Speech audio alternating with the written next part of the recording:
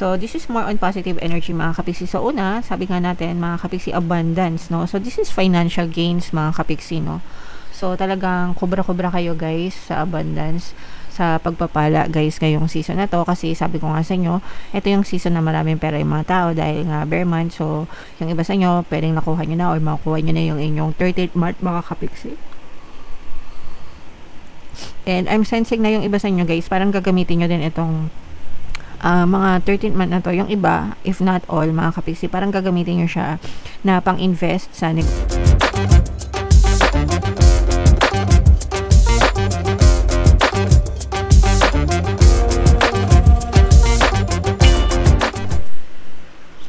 Hello guys, hello Capricorn, welcome back to Pinoy Pixie Tarot. Ang pamagat ng episode natin for tonight is monthly taroscope for December, huling buwan guys, no? Para sa 2025 mga kapiksi. Sa dulo ng video, magkakaroon tayo ng yes or no pick a card reading guys. Ito yung deck na gagamitin natin. Pwede kayo magtanong ng isang tanong answerable by yes or no. Tapos titingnan natin yung sagot ng tarot sa inyo mga kapiksi. Okay? So, unahin natin tong deck na to guys. Tingnan natin yung mga angel messages para sa inyo. So, isa-isayin natin. Meron tayong abundance. Grabe naman. Unang-unang card, abundance agad. Wow. Big happy changes, mga kapiksi. And meron din tayong the situation will improve, guys. Okay? So, isa-isayin natin. Abundance, mga kapiksi, no? Kasaganaan, pagpapala. And ito, guys, tagyaman season talaga kapag bear months, especially November, December, sometimes sumaabot pa hanggang January. Okay? Kasi most of you, lalo na yung mga empleyado guys, nagkakaroon talaga sila ng mga 13th month, 14th month sa iba. Kasi yung 13th month, mandatory yan dito sa Pilipinas guys. Kaya meron talaga mga bonus, no? So, and yeah, deserve nyo naman yan. Sorry, deserve nyo naman yan mga kapiksi kasi pinaghirapan nyo yan ng isang buong taon. So, make sure na gamitin nyo sa mabuting paraan, mga kapiksi, okay? So, i-main nyo na agad tong abundance na to, pagpapala, kasaganaan. And meron din tayong big happy changes and the situation will improve. So, mag-i-improve yung mga sitwasyon nyo sa buhay, guys, simula ngayon December. Probably, papasok na ng 2026. Panoorin nyo, guys, yung inyong 2026 kapalaran, no? For next year, available na para makita nyo kung ano yung mga positive changes or yung mga positive and negative na energies. But definitely guys, ngayong December, magbabago talaga or mag-i-improve yung mga sitwasyon nyo. Kung meron kayo mga problema guys, nalalampasan nyo yan and magkakaroon ng mga positibong pagbabago, mga kapiksi. So, unang set pa lang ng cards guys, ng decks, super positive na agad. Kaya i-main nyo na lahat yan sa comment section mga kapiksi. So, hanapin natin yung energy ng Capricorn. Habang sinashuffle ko to guys, panoorin nyo muna yung video natin regarding sa ating paano mag-manifest ng abundance video course. Kapiksi, sawa ka na ba sa mga struggles at hirap sa buhay mo? Masipag ka ba at masikap sa buhay ngunit hindi ka pa rin umaasenso? Ilang beses ka na bang nag-attempt magnegosyo at mag-invest pero palagi ka pa rin nalulugi? Sa pagkakataon na ito ay maaaring may subconscious beliefs ka na nagiging balakid sa iyong pag-unlad at pagyaman. Introducing, paano mag-manifest ng abundance video course. Dito ay matututunan mong ma-overcome ang mga balakid mo para tuluyan ka ng umunlad, umasenso, sumagana, maging matagumpay, successful at maswerte sa iyong kabuhayan, pera, trabaho, negosyo sa lapi at kaperahan ng bonggang-bongga. Dali, mag-send na ng email sa pinoypixitaro@gmail.com at simulan na ang iyong pagyaman ngayon. Alright, so sa lahat ng gusto mag-avail ng course guys, naka-flash sa screen nyo, meron tayo paano mag-manifest ng abundance video course, paano mawala ang third party, at magkaroon ng harmonious na relationship, paano pabalikin si ex or vice breakup. Sa mga interesado guys, mag-send lang kayo ng email sa pinoypixitaro@gmail.com. And sa mga naghanap ng pampaswerte guys, sa Venturi tsaka si Trin, recommended ko, may makikita kayong mga links sa description box guys. So, Capricorn, kayo ay represent ng Queen of Pentacles. Latag natin yung spread nyo mga kapiksi. Again, available na yung inyong 2026 kapalaran. Punta na kayo sa homepage guys. Nandun lang yung playlist mga kapiksi.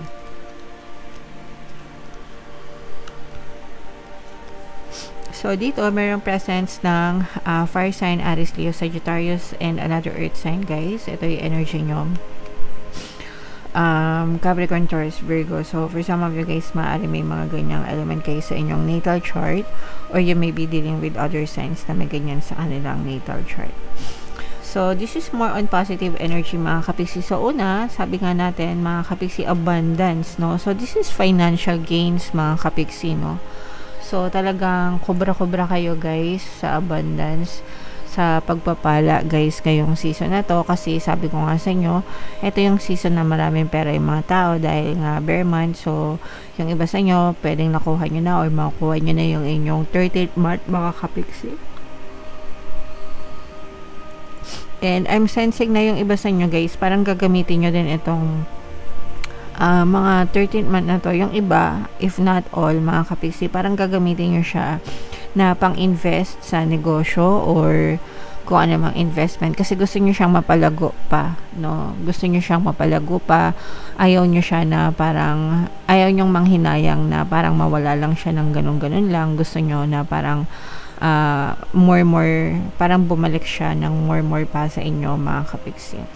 So, it's okay. Maganda yan. I mean, for some, of course, maganda naman talaga na mag-invest or magnegosyo para mapalago nyo yung pera. Pero make sure, guys, na pag-aralan nyo rin, no? Yung mga investment nyo para hindi siya mawala din ng ganun lang. Kasi kapag maling investment,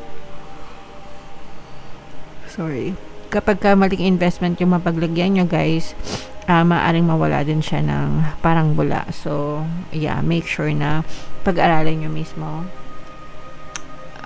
Kailangan hands-on kayo, mga kapiksi. Okay?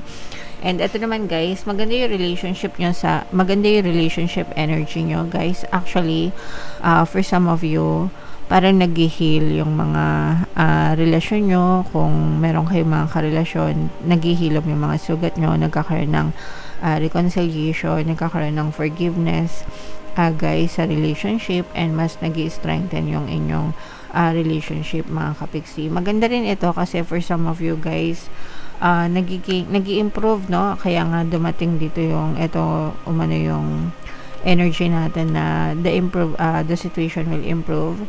So, ibig sabihin, guys, maghihilom yung mga pamumuhay nyo in general. So, mag-i-improve yung sitwasyon nyo sa buhay, mga kapiksi. Okay?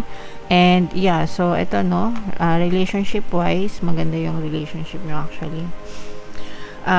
Mas tumitibay yung inyong pagmamahalan, mas tumitibay yung inyong connection sa relationship, mga kapiksi. So, i-mind nyo na rin itong pagkakaroon ng harmonious na relationship na to, mga kapiksi. And for some of you, there will be new beginnings, guys, no? Again, no, sabi ko nga, yung iba maaari magsimula ng negosyo, business, investment. So, yan yung sinasabi natin na new beginnings para sa inyo, mga kapiksi. So, maganda, very positive, guys. I-mind nyo na yan sa mga financial gains at saka yung harmonious na relationship, mga kapiksi. So, what else? Tingnan pa natin. Ayan, o, guys, talagang uulan ng pera sa inyo. Or maganda yung daloy ng kaperahan sa inyo, mga kapiksi. Yeah, so, sabi ko nga, guys, pagdating sa kaperahan, kobra-kobra, mga kapiksi, no? Kobra-kobra, as in maganda talaga yung daloy ng pera, maganda yung pasok ng pera sa inyo, guys. Actually, meron pa mga opportunities, no? Itong mga opportunities na to, guys, maaaring ito yung sinasabi na big happy changes. Kanina, di ba? Big happy changes. So, maaaring bumukas yung oportunidad. Actually, parang merong tulong na dadating sa inyo, mga kapiksi, no? Parang unexpected mo.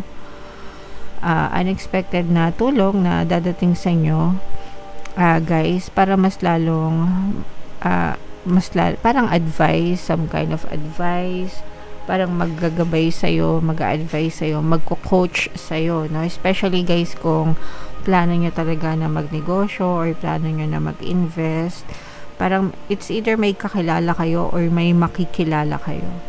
Okay, na somebody na magme-mentor sa inyo, mga kapiksi, and tutulungan ka niya na magdesisyon. Although, syempre, at the end of the day, ikaw pa rin yung magdidesisyon kung ano yung makakabuti sa'yo. Pero yung mga ituturo niya, yung mga tips na matututunan mo, mga kapiksi, doon magbe-base yung decision mo. So, maswerte ka kasi meron kang matatanungan, merong maggagabay sa'yo para hindi kayo magkamali sa mga decision nyo. So, doon na magsisimula yung maganda and positive changes na maaari nyo ma-experience and papasok siya sa 2026 guys, no? Or dala-dala nyo siya hanggang sa 2026. So, again, no, karugtong nitong reading na to guys is panoorin nyo yung inyong video for 2026 para malaman nyo, kumbaga maibangga nyo mga kapiksi. Kasi parang preparation to guys ng 2026 reading nyo mga kapiksi. Alright?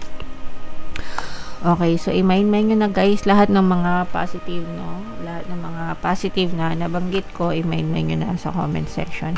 And ito na guys yung ating yes or no pick a card reading. Huminga kayo ng malalim guys and itanong nyo sa isip nyo kung ano yung gusto nyong malaman for December 2026 and pili kayo ng isang card.